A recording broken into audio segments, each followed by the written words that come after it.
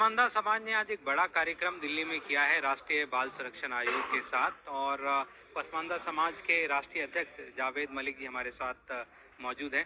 जावेद जी, जो आज कार्यक्रम आपने किया है वो क्या क्या उसका उद्देश्य था? देखिए, पसमानदा मुसलमान समाज के बच्चों की बहुत सारी समस्याएं थी जो कि निचले स्तर पर जो शासन प्रशासन के लेवल पे सोल्व नहीं हो पाती थी।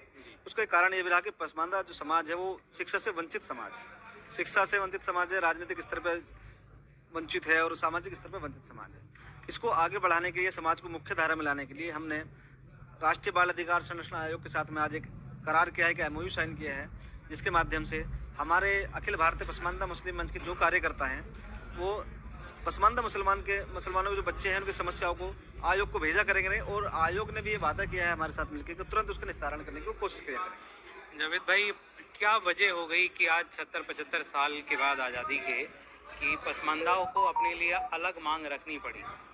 देखिए, देश में खेल हुआ है माइनॉरिटीज के साथ, और माइनॉरिटीज में पसमानदा मुसलमानों के साथ। मुसलमान शुरू से ही दो हिस्सों में बटा रहा है, एक अगला वर्ग है, एक पिछड़ा वर्ग है। लेकिन जो हमारे रहनुमा थे, जो हमारे नेता थे, उन्होंने दिखाया कि मुसलमान सब एक होते हैं, लेकिन सच्चाई नहीं है। मुसलमानों में जातिवाद पूरा है और जातियों से ही जातियों में बटा हुआ है, जिस तरीके से हिंदू समाज बटा हुआ है। उस समाज ने दिखाया कि अल्पसंख्यक सब एक हैं, लेकिन ऐसा नहीं है। अल्पसंख्यकों में पसमानदा मुसलमान बिल्कुल अलग है और जो दूसरे अल्पसंख्यक समुदाय हैं वो अलग है। तो क्या ये जो आप अभी मूवमेंट चला रहे हैं, पसमानदा मूवमेंट, वो किस तरह से आप उसको अनफोल्ड होता हुआ देखते हैं पॉलिटिकली और अपने समाज के बेनिफिट के लिए? देखिए, माननीय प्रधानमंत्री नरेंद्र मोदी की पहल के बाद मोदी जी ने जब से पसमानदा समाज की आवाज बुलंद करी है, उसमें एक चीज निकल के आई है कि हमको राजनीतिक हिस्सेदारी मिलनी शुरू हो गई है।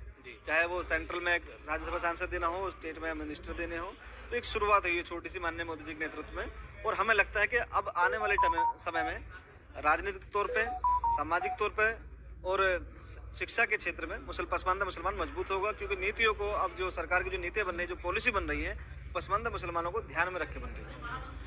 तो ये जावेद मलिक जी हमारे साथ थे, जो बता रहे थे कि क्यों जरूरत पड़ गई पसमानदा मुसलमानों को अपने लिए अलग एक राजनीतिक आंदोलन चलाने के लिए। दीपक उपाध्याय, स्वदेश के लिए।